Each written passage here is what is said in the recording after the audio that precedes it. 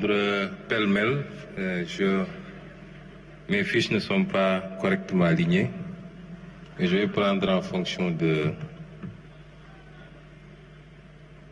du classement. J'ai la première fiche, c'est M. Madana Kane. Bon, je suis tombé sur cette première fiche. M. Madana Kane, nous sommes très ravis de vous avoir ici. Et c'est hier qu'on m'a parlé de votre article, par contre, et quand on était en travaux.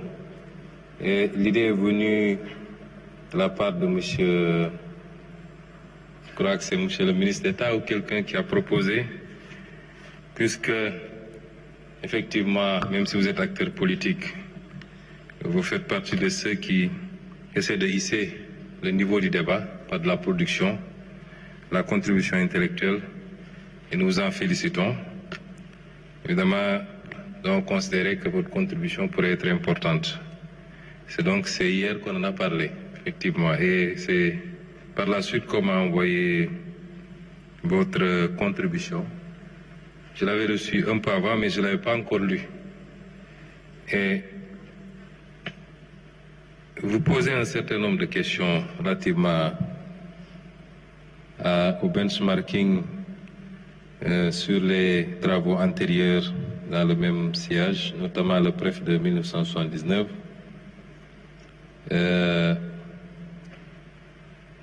Et les leçons qu'on devait en tirer sur ce qui n'a pas marché. Évidemment, nous ne sommes pas allés si loin. Moi, personnellement, mais je peux vous assurer que l'équipe et M. Sen, qui est mon conseiller économique, a beaucoup travaillé sur ces questions-là. Et jusqu'à hier soir, d'ailleurs, il était question qu'il me fasse un petit mémo sur le PREF. Mais dans tous les cas, le PREF a été un échec. C'était un plan très mal conçu de la vie générale. Et la conséquence est que le pays s'est retrouvé en ajustement structurel. C'est surtout le modèle qu'il ne faut pas suivre. Mais ce que j'ai apprécié hier quand j'ai survolé votre article, c'est que vous avez, dans la conclusion, posé un certain nombre de postulats. Vous avez demandé qu'il serait décevant qu'un plan de redressement ne réponde pas à un certain nombre de questions. La première, c'était le rétablissement des marges budgétaires de l'État étant impératif dans le contexte actuel des finances publiques. Quelles mesures concrètes le gouvernement a-t-il décidé de prendre pour réduire les dépenses et le train de vie de l'État et rationaliser le secteur parapublic?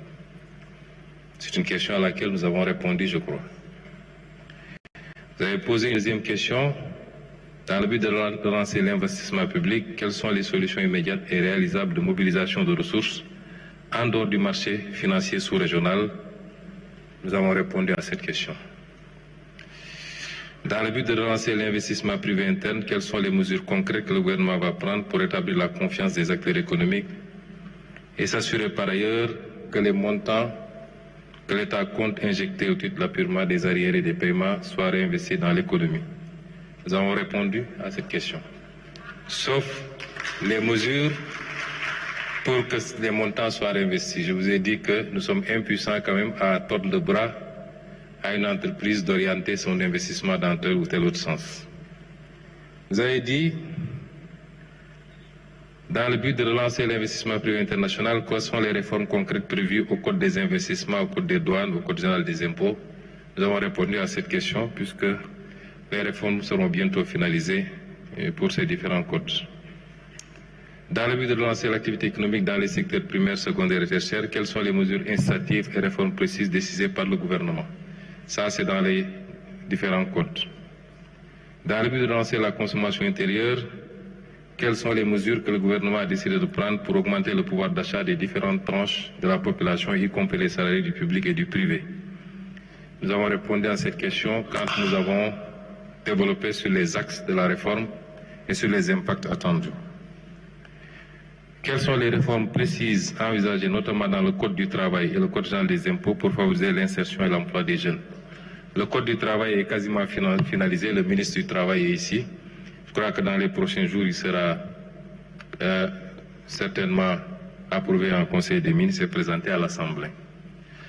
Donc, vous avez posé un certain nombre de postulats. Ce qui a été présenté ici répond quasiment à toutes vos questions.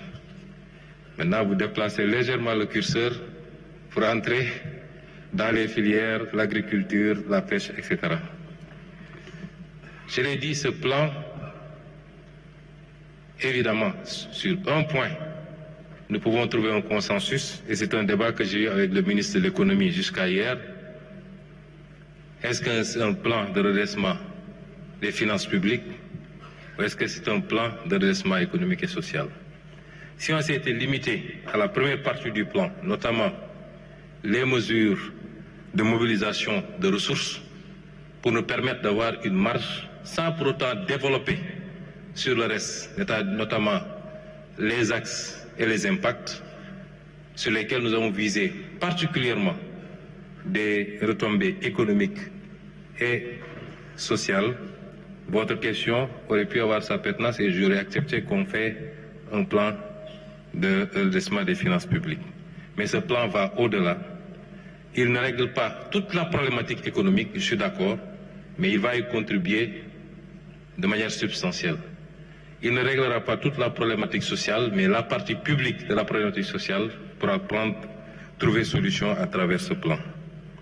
Et donc, je crois que ce plan est totalement différent du PREF, du PREC, du PRES et de tous les autres plans qui ont été, et j'ai pris sur moi-même de développer 2 ou 3 slides sur les différences entre ces différents plans.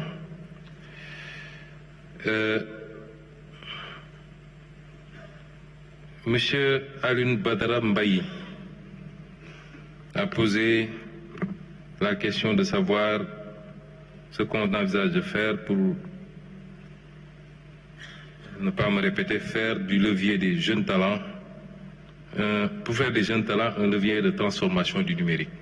Je crois que c'est toute la problématique du New Deal technologique que le ministre des Télécommunications avec toute son équipe ont pris beaucoup de temps à élaborer, mais avec des mesures d'accompagnement.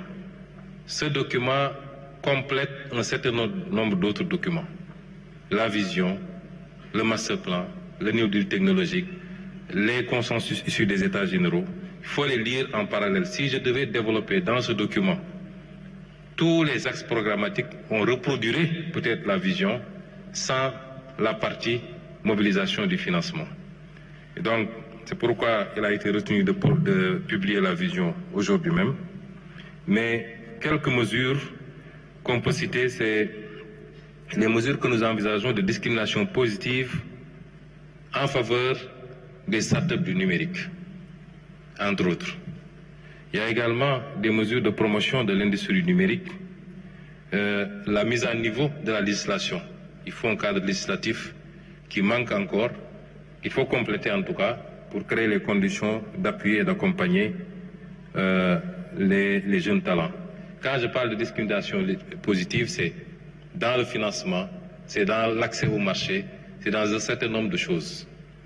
Vous savez, dans le New Deal technologique, le maître mot, c'est la souveraineté numérique sur nos données, sur les outils que nous utilisons.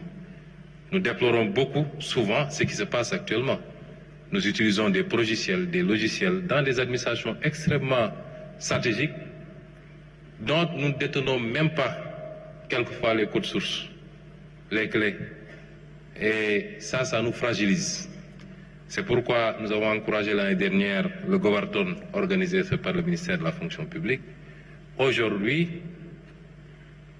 je ne trahis même pas un secret, parce que le président de la République, le numérique, c'est une obsession pour lui, plus que pour moi-même d'ailleurs.